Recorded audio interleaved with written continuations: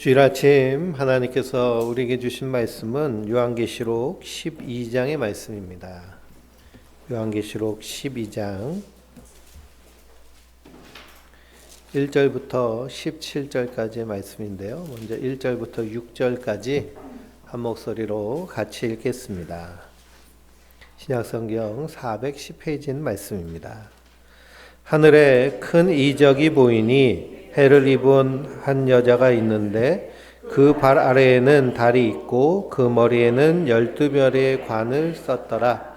그 여자가 아이를 베어 해산하게 되매 아파서 애를 쓰며 부르짖더라. 하늘에 또 다른 이적이 보이니 보라, 한 큰 용이 있어 머리가 7이요 뿔이 10이라. 그 여러 머리에 7 왕관이 있는데 그 꼬리가 하늘의 별 3분의 1을 끌어다가 땅에 던지더라. 용인 해산하려는 여자 앞에서 그가 해산하면 그 아이를 삼키고자 하더니 여자가 아이를 낳으니 이는 장차 철장으로 만국을 다스릴 남자라. 그 아이를 하나님 앞과 그 보좌 앞으로 옮기러 가더라.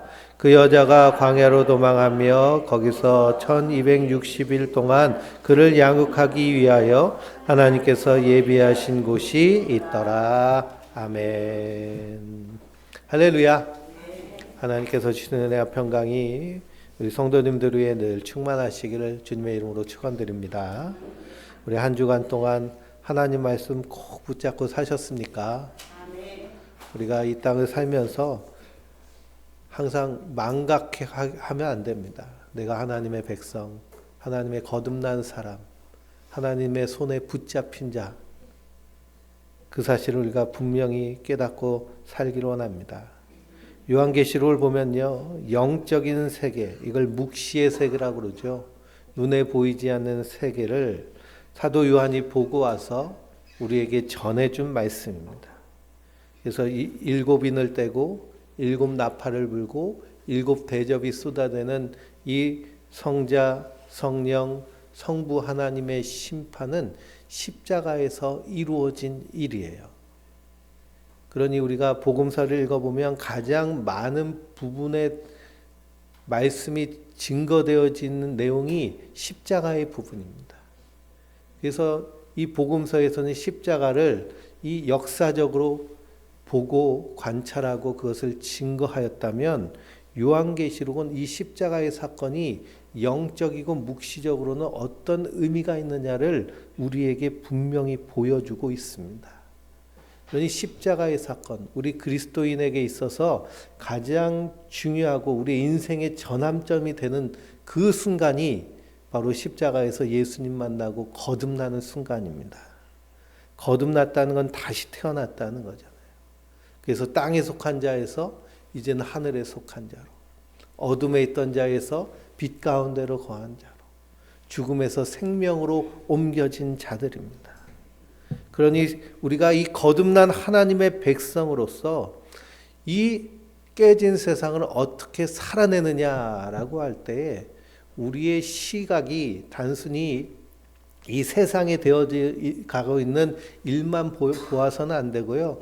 그 뒤에 있는 묵시, 그래서 영의 세계에서 이루어지는 그 치열한 영적인 전쟁에 대해서도 우리가 각성하고 그것을 바라보며 사는 자들인 줄 믿습니다. 그리고 예수님이 우리에게 가르쳐 주신 기도 가운데서도요, 시험에 들게 하지 마시오며 다만 악에서 구하시옵소서 하고 기도하라 하셨습니다. 이건 우리에게 분명히 아직도 뭐가 남아 있다는 거예요? 영적인 전쟁이 남아 있다는 겁니다.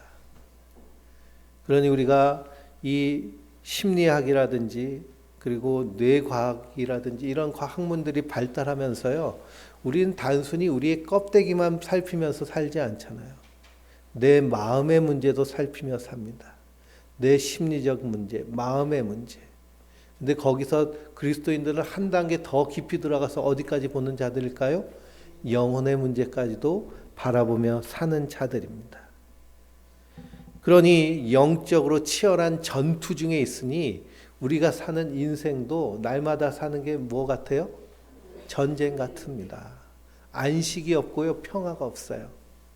왜 그러느냐?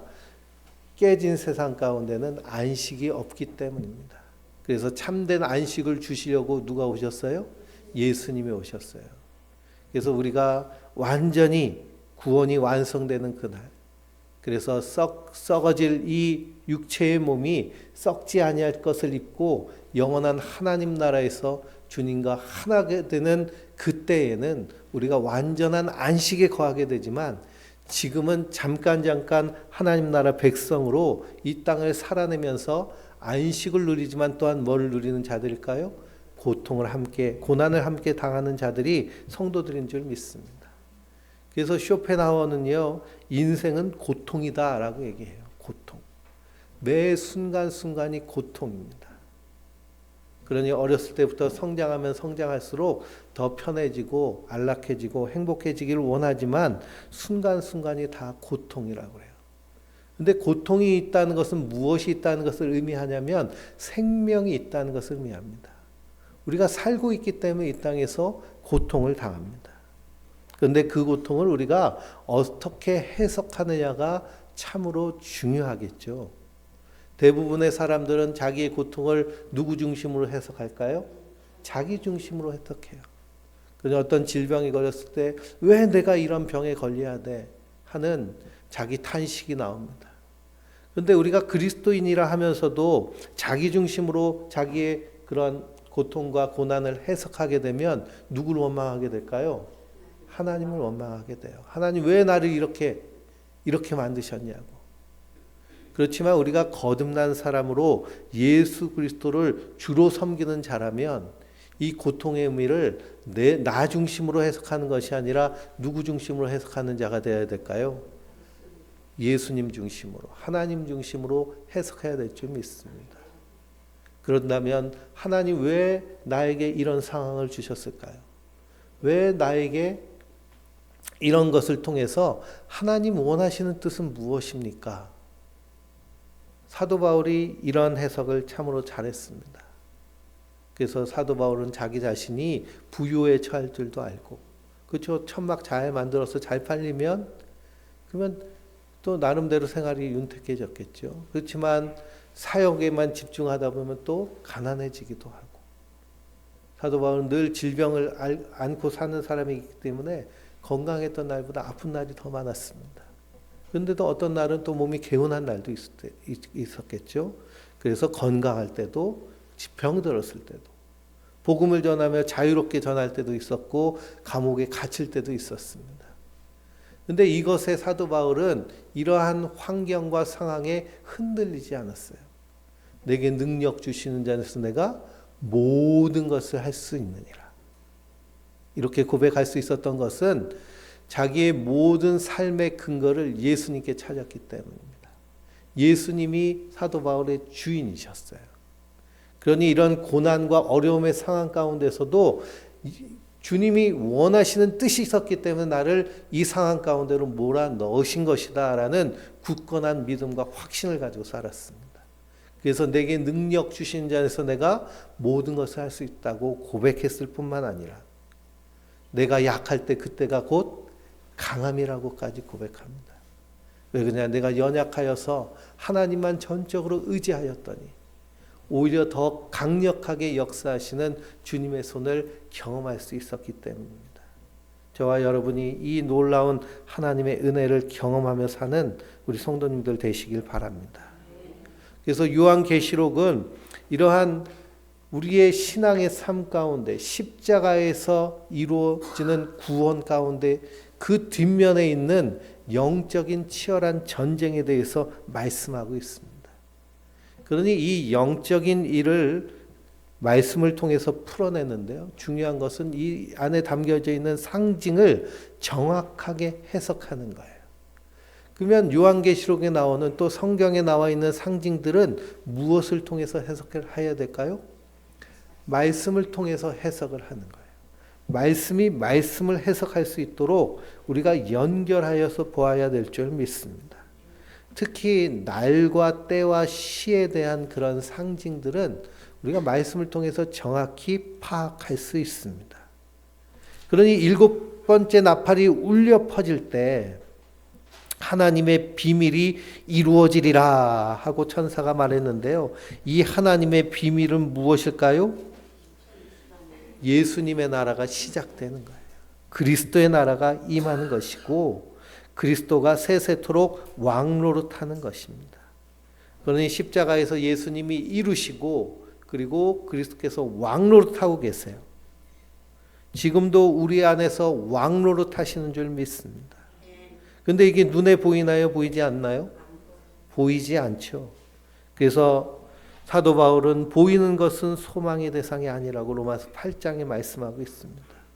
보이는 것은 잠깐이요 보이지 않는 것은 영원하다라고 말합니다. 그러니 그 보이지 않는 하나님의 세상, 그리스도가 지금 왕노릇하는 것을 보고 그분을 나의 주, 나의 하나님, 나의 왕으로 섬기는 자가 어떤 자예요? 구원받은 성도예요. 구원을 선물로 받은 하나님의 백성들. 그래서 거듭난 하나님의 백성들은 이 땅 가운데서 그리스도를 나의 주, 나의 하나님, 나의 왕으로 모시며 사는 자들인 줄 믿습니다. 그래서 42달, 1260일, 한때, 두때, 반때라고 하는 이런 나와 있는 말씀들은 다 어느 시대를 얘기하고 있는 걸까요? 구약의 시대를 얘기하고 있는 거예요. 구약. 그래서 762, 42.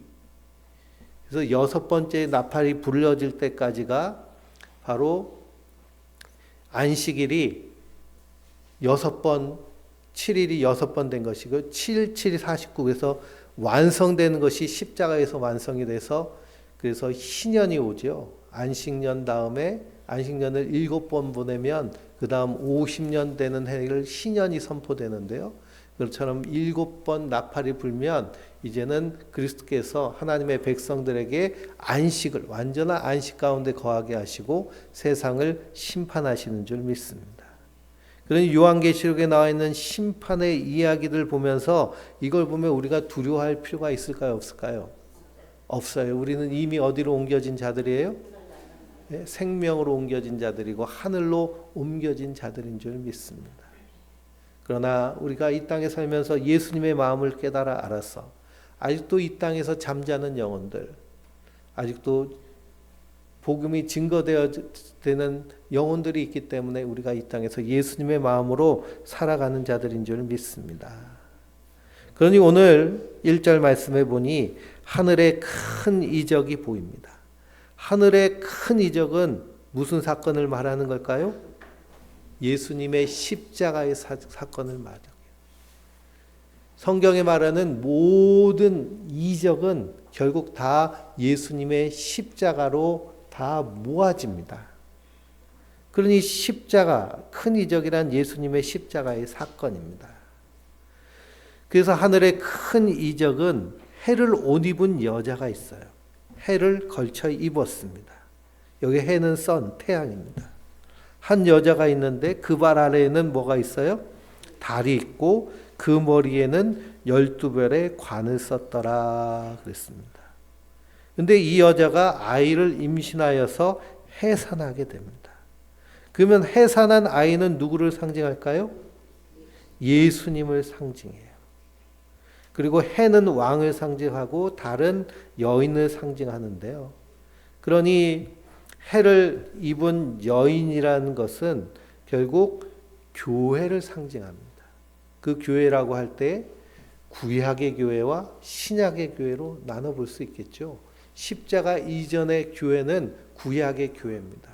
스데반 집사님이 설교하면서 이 출애굽하여서 광야에서 세워진 하나님의 교회, 이스라엘 공동체를 무슨 교회라고 했을까요? 광야 교회라고 했어요. 그러니 여인이 왕을 품었다는 것입니다. 교회를 통해서 메시아가 이 땅에 오신 것이고 또 그리스도인들, 신약의 성도들은 누구를 덧입고 사는 자들이에요? 예수를 덧입고 사는 자들이에요.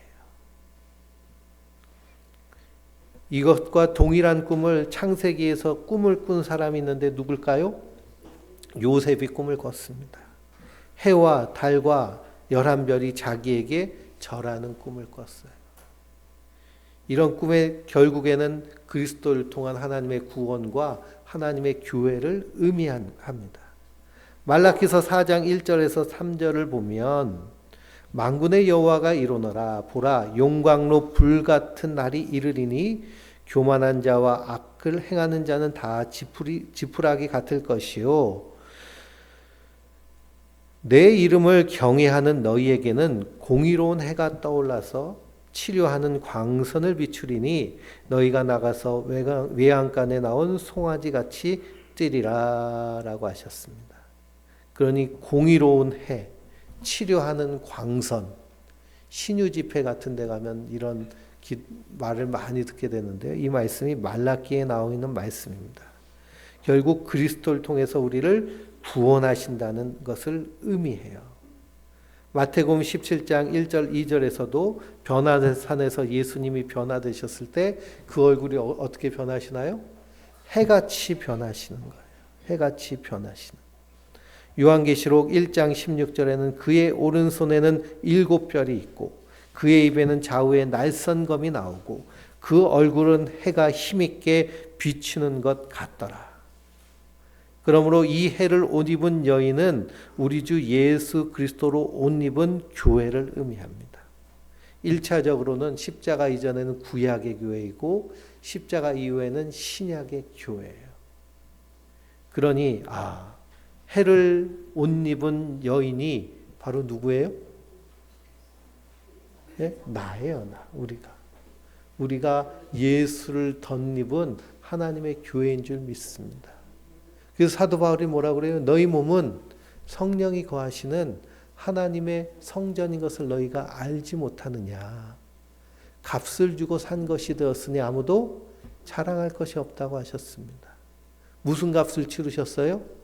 예수 그리스도의 십자가의 피값을 통해서 우리를 하나님의 성전 삼으셨어요. 그러니 우리가 항상 성전 의식을 가지고 살아야 됩니다. 우리가 하나님의 성전이다. 그러니 하나님의 성전 삼기 위해서 어린 양의 피로 깨끗하게 씻어 주실 뿐만 아니라 하나님의 성전 되게 성전이 완성되기까지 우리를 어떻게 하실까요? 성경의 표현을 보면 눈동자같이 보호하여 주시고 인도하시고 지켜주시고 함께하여 주실 줄 믿습니다. 그러니 그 머리에 12별의 면류관을 썼다고 그러죠. 12별은 구약의 12지파, 신약의 12제자, 구원받은 하나님의 성도들을 의미합니다. 그리고 우리가 영의 눈을 활짝 열고 이 영광스러운 모습을 볼 때 십자가를 통해서 이루시는 하나님의 구원이 얼마나 놀라운가, 얼마나 풍성한가를 깨달아 알 수 있습니다. 그래서 이 여인이 아이를 해산합니다. 이 아이를 해산하는 모습에 대해서 이사야서 26장은 이렇게 말합니다. 여호와여 잉태한 여인이 산기가 임박하고 산고를 겪으며 부르짖음같이 우리가 주 앞에서 그와 같으니이다. 우리가 잉태하고 산고를 당할지라도 바람을 낳는 것 같아서 땅에 구원을 베풀지 못하였고 세상에 거민이 출산하지 못하였나이다. 주의 죽은 자들은 살아나고 그들의 시체는 일어나리이다. 티끌에 누운 자들아 너희는 깨어 노래하라. 주의 이름은 빛난 이슬이니 땅이 죽은 자들을 내어놓으리라 라고 이렇게 선포하고 있습니다. 그러니 하나님의 구원의 역사 가운데서 이스라엘을 통하여서 메시아가 이 땅에 오시는 것을 선지자가 말씀하고 있는 것이죠. 그런데 3절과 4절에 보니 용이 나옵니다. 3절 4절 같이 읽어볼까요? 하늘에 또 다른 이적이 보이니 보라 한 큰 붉은 용이 있어 머리가 7이요 뿔이 10이라. 그 여러 머리에 7 왕관이 있는데 그 꼬리가 하늘의 별 3분의 1을 끌어다가 땅에 던지더라. 용이 해산하려던 여자 앞에서 그가 해산하면 그 아이를 삼키고자 하더니 그랬습니다. 붉은 용이 나와요. 이 용에 대해서 9절을 읽으면 또다시 설명하고 있습니다. 이 용은 어떤 존재이냐? 12장 9절을 읽어볼까요? 큰 용이 내쫓기니 옛뱀 곧 마귀라고도 하고 사단이라고도 하며 온 세계를 꾀하는 자라. 그가 땅으로 내쫓기니 그의 사자들도 그와 함께 내쫓기니라 그랬습니다. 여기 9절에 그의 사자들도 라고 할 때 각주가 달려 있죠. 그 각주에는 뭐라고 되어 있을까요? 그의 천사들도 라고 되어 있습니다. 이것은 7절부터 일어나는 하늘의 전쟁에 대한 이야기예요. 그러니 이 붉은 용은 악한 사단 마귀를 상징합니다. 근데 마귀의 모습이 어때요? 사단의 모습이 머리가 7이에요. 뿔이 10이에요. 그리고 그 머리에 7 왕관을 썼어요. 그런 7은 뭐에 해당된다고 말씀드렸을까요? 완전한 숫자에 해당된다고 말씀을 드렸죠. 근데 이 붉은 용은 사단 마귀입니다. 그래서 예수님이 악한 마귀가 역사하는 것이요. 막 뿔 달리고 피 흘리면서 송곳니를 드러내고 막 그 발톱을 세워가지고 막 우리를 위협하는 것이 아니라 어떤 모습으로 오는 거예요? 광명한 천사의 모습으로 오는 거예요. 마귀가 그렇게 뭐 공룡이 오듯이 진짜 공룡 같은 용이 와가지고 우리를 위협하면 우리 다 피하겠죠. 근데 영적으로 볼 때 마귀는 우리를 어떻게 유혹하고 우리를 넘어뜨리려고 하느냐?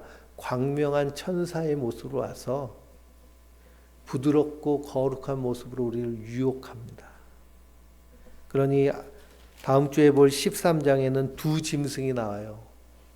땅에서 올라오는 짐승과 바다에서 올라오는 짐승. 이 두 짐승이 용에게 권세를 받았는데요. 그 모습이 다 어떤 모습이에요? 광명한 천사의 모습이에요. 보암직도 하고 먹음직한 모습으로 우리를 유혹하는 것을 보게 됩니다. 그러니 이 용이 말씀을 보면 꽤 힘이 있어 보이죠. 영적인 세계에서 하나님이 창조하신 이 마귀도 피조물입니다. 그래서 창세기를 보면 뱀에 대해서 말씀하고 있는데 하나님이 창조하신 생물 중에 가장 간교하더라라고 말씀하셨어요. 그러니 사단 마귀도요, 자연 생성된 것이 아니라 스스로 있는 자가 아니라 하나님이 창조하신 거예요. 그럼 하나님 왜 이렇게 창조하셔가지고 우리도 고통당하고 예수님도 십자가에 못 박게 이렇게 하셨습니까? 라고 한다면 성경은 뭐라고 말할까요? 하나님이 어떤 분이신지를 알게 하시기 위해서 또 그리스도의 나라를 이루시기 위해서 이 일을 행하셨다고 성경은 기록하고 있습니다. 그러니 하나님은 하나님이시기에 우리가 그분이 행하신 일에 대해서 이런 방구할 자격도 없고요. 능력도 없습니다. 그러니 이 붉은 용, 옛 뱀이라고 하고요. 마귀라고도 하고 사단이라고도 합니다. 우리 흔히 루시퍼라는 이름을 쓰잖아요. 루시퍼. 성경에는 루시퍼라는 이름이 없죠. 그 루시퍼라는 이름은 어디서 나왔을까요?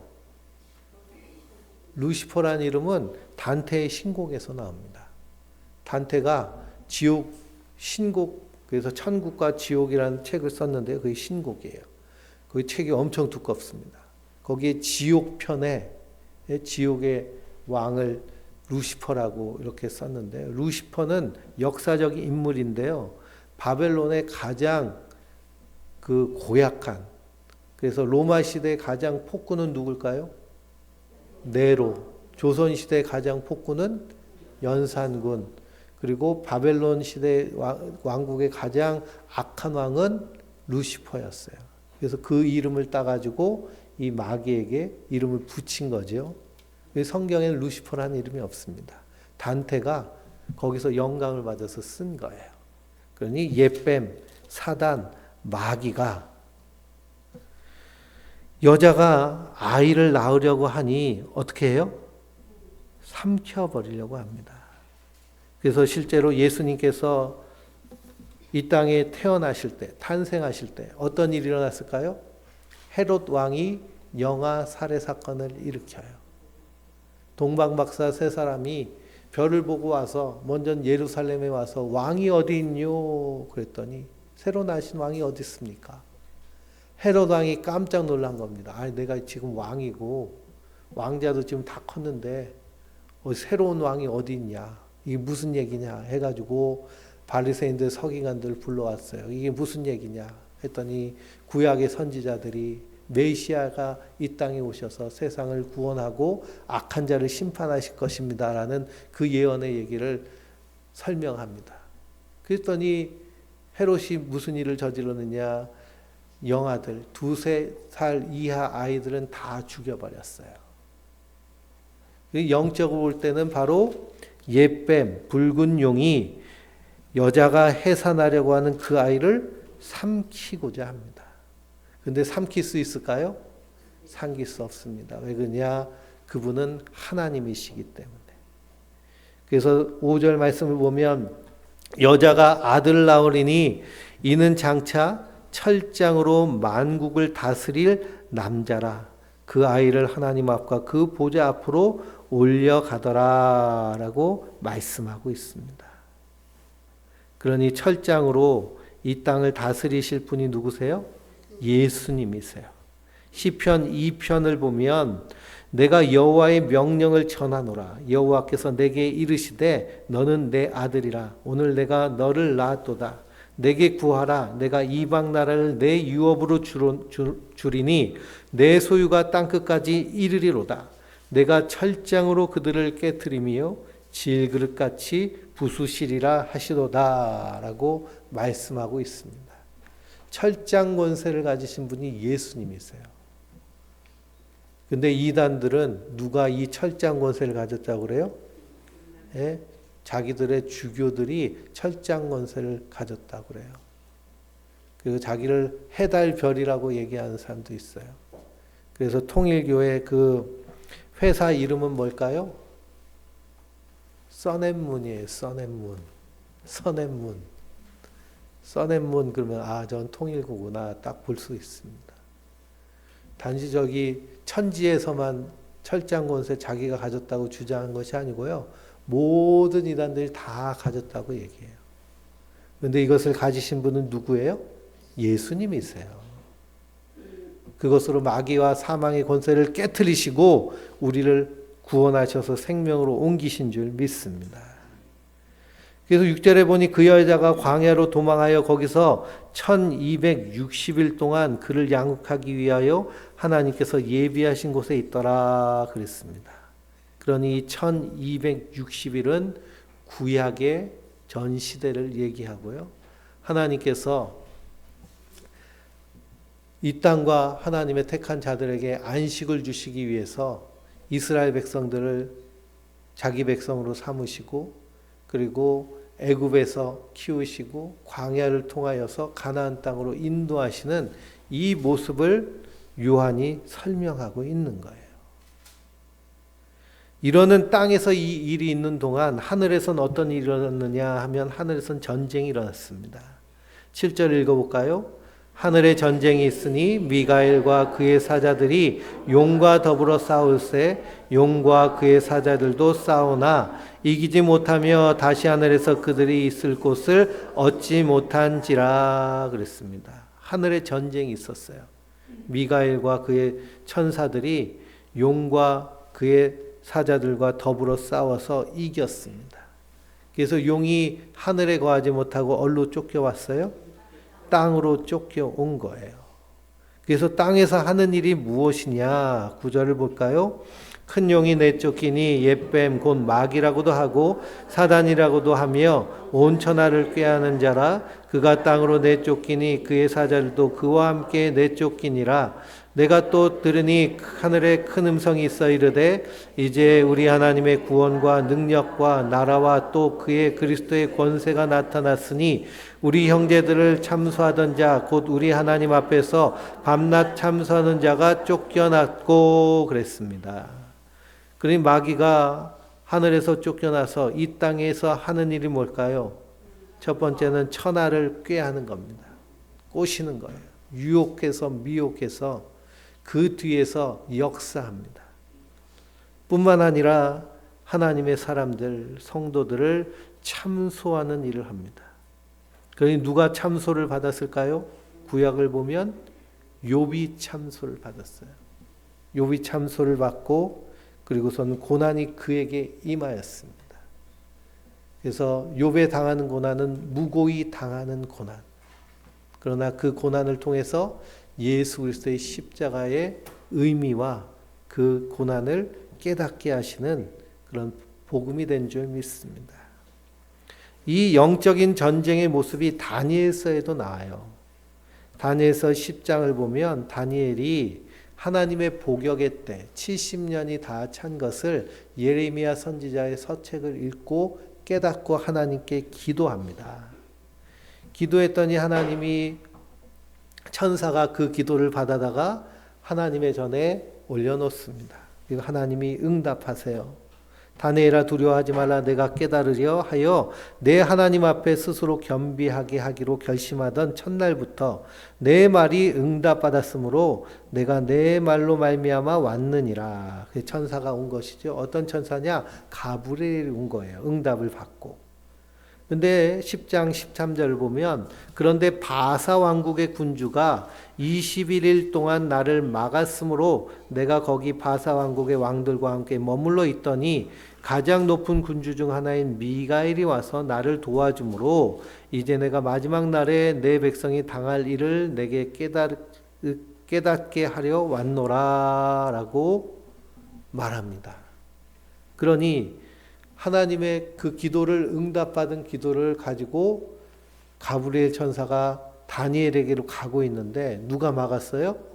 바사의 군주가 막았어요. 그러면 바사의 군주가 사람이라면 사람이 천사를 막아설 수 있을까요? 없죠. 이게 영적의 일입니다. 그러니 바사의 군주는 이 옙뱀 사단 마귀를 의미하는 것이고요. 마귀의 조직도 어떤 조직을 가지고 있다는 것을 의미할까요? 나라와 군사적인 조직을 가지고 있다는 것을 의미합니다. 그러니 우린 다 국가 안에 속해 있잖아요. 국가 안에. 얼마 전에 밀리터리 세계 군사 이렇게 그 군사력을 평가하는 그 평가가 나왔는데요. 2023년도에 대한민국이 몇 위인지를 아세요? 네? 한 단계 올라가서 5위였습니다. 그 전에 5위는 영국이고요. 그 다음 우리나라고 그 다음 일본이었는데요. 그 전에는 일본보다 밑에 있었는데 2단계 올라갔어요. 참 좋은 일일까요? 또 너무 약하면 또 얻어맞잖아요. 그렇죠? 그래서 1위가 미국이고 2위가 러시아고 3위가 중국이고 4위가 인도고 5위가 한국이다 그러는데 첨단 무기로 따지면 대한민국이 2위랍니다. 그러니까 누구한테 얻어맞을 걱정은 하지 않아도 될 것 같아요. 그런데 국가의 체계 안에서 이 군사력이 중요하다는 의미를 가지고 있죠. 국가의 그런 모형들은 다 어디서 왔느냐 하면 이런 영적인 데서 다 연결돼서 온 것입니다. 그러니 인류의 발현, 문명의 시작, 그리고 거기서부터 국가라는 조직 체계가 나오고 하는 그런 역사적인 과정들을 쭉 살펴보면 이것이 자연 발현되기가 힘든 일이에요. 그래서 영적인 형태가 우리 안에 주어진 것이죠. 그래서 총균세 이런 책을 읽어보면 인간이 어떻게 모여가지고 이렇게 강하게 문명을 발달시켰는가 그것을 알 수 있습니다. 그러니 사단 마귀도요 군사 조직을 가지고 있는 거예요. 그래서 가브리엘이 이 기도를 가지고 왔다가 막으니까 미가엘까지 데리고 와가지고 어떻게 했을까요? 물리치고 그리고서는 다니엘에게 이 기도를 전달합니다. 그게 3주가 걸렸다고 그랬어요. 새 일이라고 그랬어요. 새 일에. 3, 7이 20일, 21일 동안. 그래서 다니엘 기도회 하면 21일 동안 아침 금식하면서 기도 운동하는 운동이 대한민국에도 있는데요. 그것은 영적인 전쟁을 상징하는 것입니다. 그러니 다니엘이 경험했던 이 영적인 전쟁은 하늘의 전쟁 중에 극히 한 부분, 국지적인 전쟁이에요. 그런데 이 총전쟁이 언제 일어났을까요? 십자가에서 이루어진 거예요. 십자가에서. 그래서 이 하늘의 전쟁을 통해서 완전히 하늘에서 사단 마귀를 쫓아낸 것이 바로 십자가에서 이루신 일인 줄 믿습니다. 그래서 마귀를 완전히 하늘에서 쫓아냈어요. 그리고 이 땅에서도 그리스도가 이 땅에 오셔서 그 마귀를 결박하신 줄 믿습니다. 근데 완전히 주님께서 그들을 마귀를 심판하실 때까지 마귀가 아직도 역사하고 있긴 해요. 그렇지만 그리스도의 피 안에 있는 성도들은 그 마귀가 건들 수 있을까요? 없을까요? 손도 대지 못합니다. 근처에도 오질 못해요. 그러니 자꾸 마귀 핑계 대지 마세요. 내 의지, 내 결단, 내 믿음이 중요한 것이죠.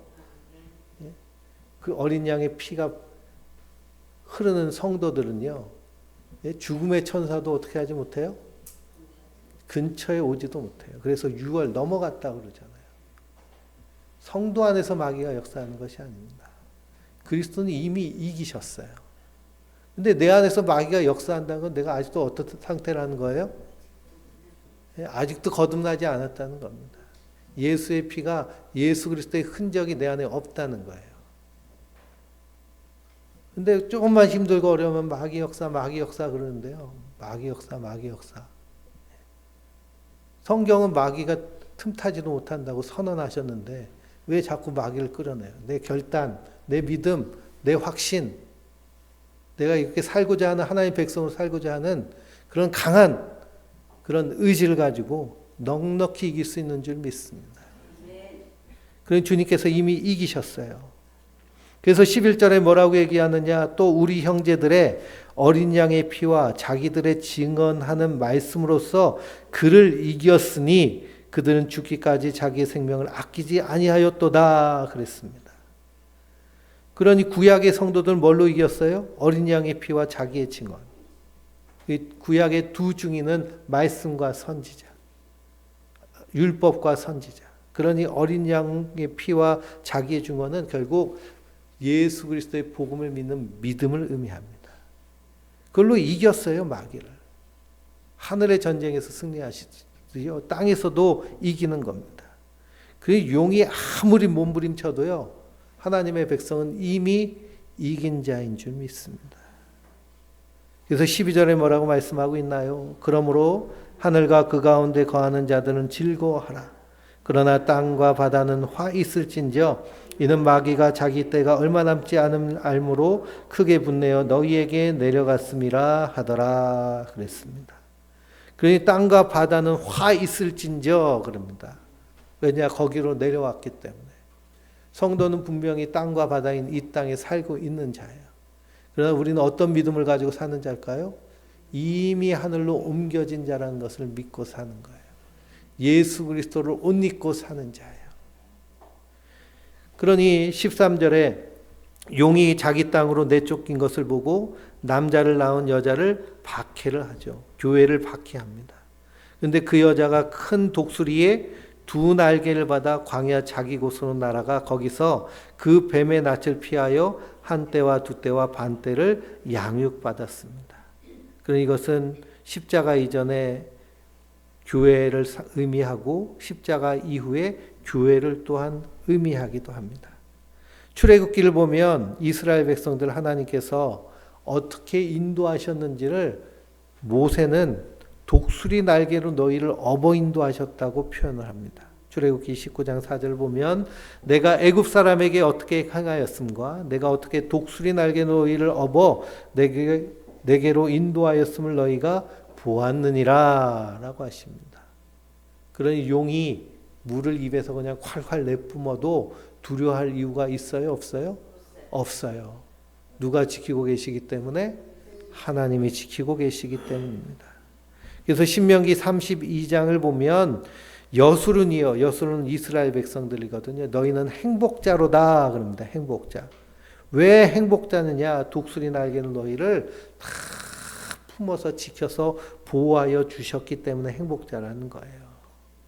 거기에는 광야에서 만나시고 호위하시며 보호하시며 자기의 눈동자같이 지키셨도다 라고 표현합니다.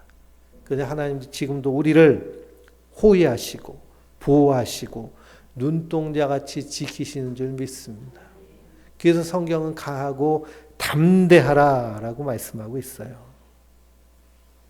그러니 두 날개로 받아서 광야의 자기 곳으로 날아갔습니다. 두 날개 운동 뭐 그런 거 있죠. 두 날개.